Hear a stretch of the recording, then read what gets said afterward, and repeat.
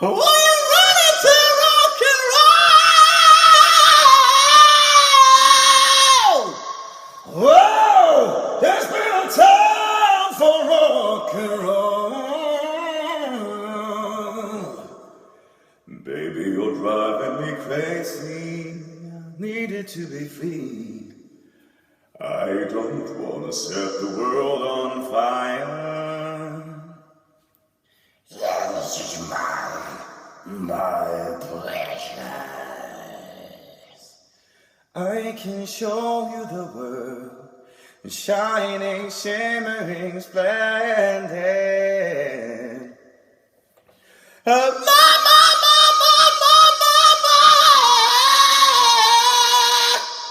Yeah, so which one of those is my voice?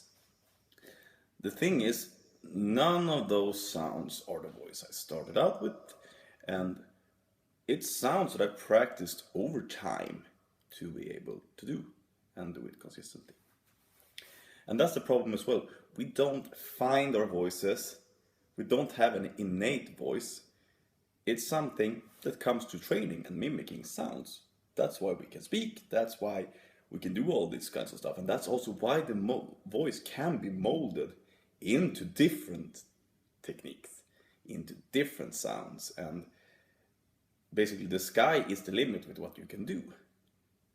Of course we have our own affinity stuff that comes easier to us and that we have to spend less time on getting good. And that's kind of like the most important part in this. Mimic anything you want, that's what I say. But really listen to your voice, what comes easy to it, because the only limiting factor I think we have to get all these crazy sounds is time. And some sounds, depending on your speech habits, dialects and so forth, are going to come easier to you. And depending on what type of training you do and how strong all your registers are, some stuff are going to be really easy for you and some stuff are going to be hard. I can just go to myself. When I started out singing, I wanted to be a really high, super clean tenor voice. But lo and behold, what I do really well is distorted sounds. My voice isn't very super clean, and it's not that tenory, not as much as I would have wished as a younger singer.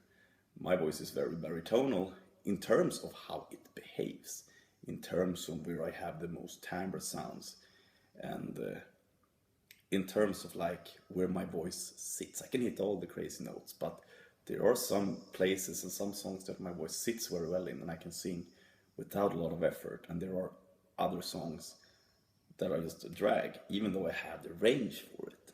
It doesn't really work that well, and it wouldn't be very well in a gig because the factor of me fucking up is too big. So that's the thing. You're not finding your voice is not unique.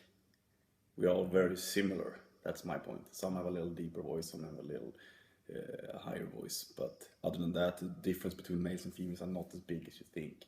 There are like 3 or 4 notes difference from perhaps a deep male voice and a very high female voice. So that's the thing.